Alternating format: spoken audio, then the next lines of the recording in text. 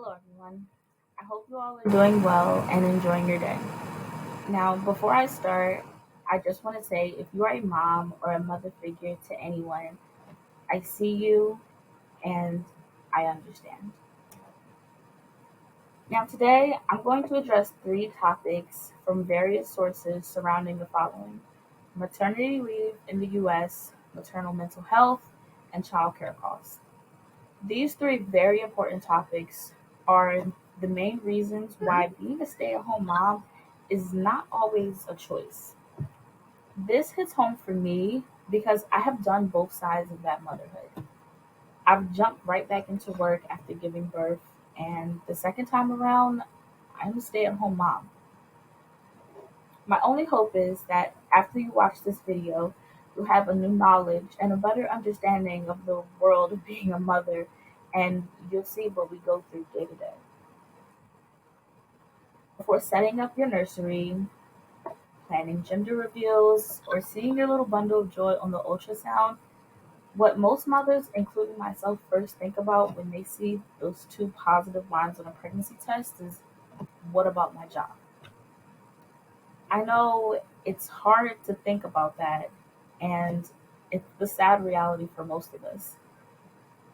I found an article written by Monica Ferozzi for Healthline, written on July 4th, 2023.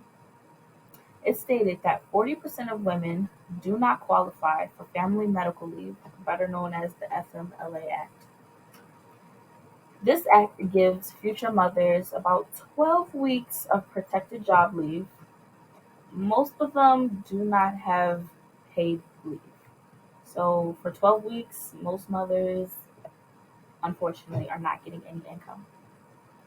Now, from that same article, written by Monica Ferozzi, 25% of women are forced to return to work within 2 weeks because of that missing income. Now, this causes stress to a lot of new mothers, and quite frankly, it boils down to either working or spending less time with your newborn child. Nobody wants that. In January of 2020, I had my first son. I was grateful enough to be at home with him for 4 months before returning back to work.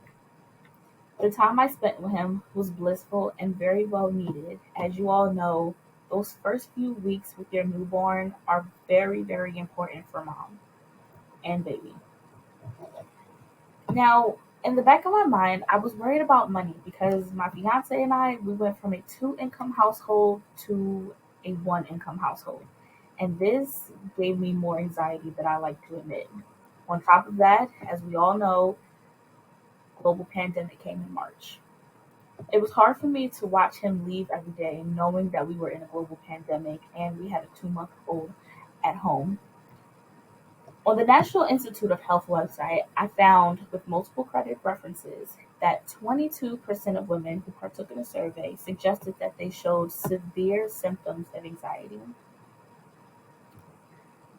This has also been found to cause hypertension in many women.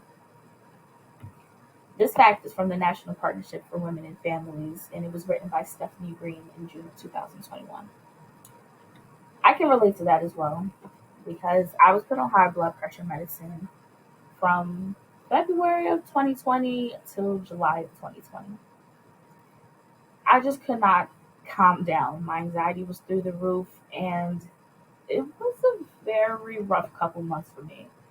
And I might have been suffering from postpartum depression. Now let's fast forward to September of 2022. I found out I was pregnant again with my second son. I was working at the time with a job that was strictly remote because of COVID-19. My first doctor appointment came, and I was a little nervous because he said what I thought he was going to say, that my pregnancy was high risk. He suggested that I take it easy for the next 9 months because if I don't, he will be here earlier than what is needed. So later that night, my fiance and I, we had a very hard conversation. I wanted to work up until I couldn't work anymore. I didn't like the feeling that I had got from just being a one income household. My fiance was not in agreement with me. He wanted me to quit my job and to take care of myself and our kids. I was very reluctant to agree, as many women could. I'm a very independent woman, and I just couldn't see myself depending on somebody else for 9 months. But he was right, and it did make the most sense. In May of 2023, I gave birth to our second son, and he was a month early. Thankfully, no NICU stays. Now I'm a stay at home mom. I drop off and pick up my son at school, and I maintain the house. Of course, I love being home with my babies, but I never thought this is what I would do. I watched my mom, who was a single mother at that, take care of three girls by herself, and I figured I could do the same. But the harsh reality is that times are different today.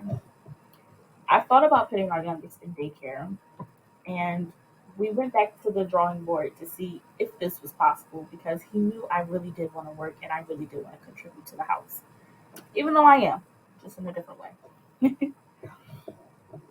That thought was quickly shut down when we seen the average pricing of daycares in our zip code. The median for a 5 month old in our zip code was about $1,200 a month. Now, my mortgage is nowhere near that high. Why am I paying childcare if that's more than my mortgage? It just didn't make sense to us.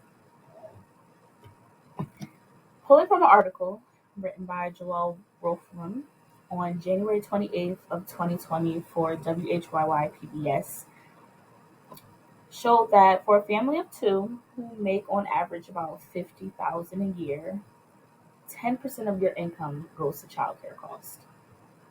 That's a lot of money. For two kids spending about 5K a month, nobody has that serious kind of cash. And yes, there are government assistance programs, but we don't qualify. So what about those families that make just over enough? We could have made it work, don't get me wrong, but we would be robbing Peter to pay Paul and living check to check, and that's not something that him or I are really comfortable with.